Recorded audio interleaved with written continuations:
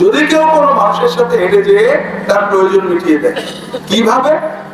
খুব সহজ, থানায় ধরে নিয়ে গিয়েছে, কোনো কারণ গরিব মানুষ, ঘুষ না দিলে ছাড়বে না, নানান কেসে জড়াই দেবে, কিচ্ছু করার নেই। আপনি এলাকার প্রভাবশালী নেতা, ও আপনাকে টাকা দিতে পারবে না, কিন্তু ওর প্রতি আপনার দরদ হয়েছে, বেচারা গরিব মানুষ, একটু উপকার করলে আল্লাহ খুশি হবে।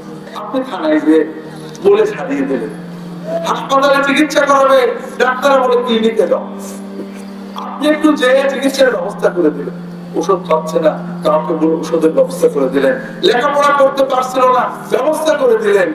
যে কোনো ভাবে একজন ঋণগ্রস্ত মানুষ টাকা দিতে পারছে না, যত আমাদের ক্ষতি করছে, আপনি বলে এক মাস সময় নিয়ে দিলেন, হাদিসে এইভাবে আছে। একজন টাকা পাবে দিচ্ছে না, আপনি প্রভাবশালী মানুষ বলে টাকাটা পাইয়ে দিলেন। কোনো না কোনো ভাবে কোনো মানুষের সাথে হেঁটে যে তার প্রয়োজনটা যদি কেউ মিটিয়ে দেয়, কিয়ামতের দিন যেদিন সবার পা পিছলে পিছলে পরিচিরাত থেকে জাহান্নামে পড়ে যাবে, ওই ব্যক্তির পা আল্লাহ পিছলাতে দেবে।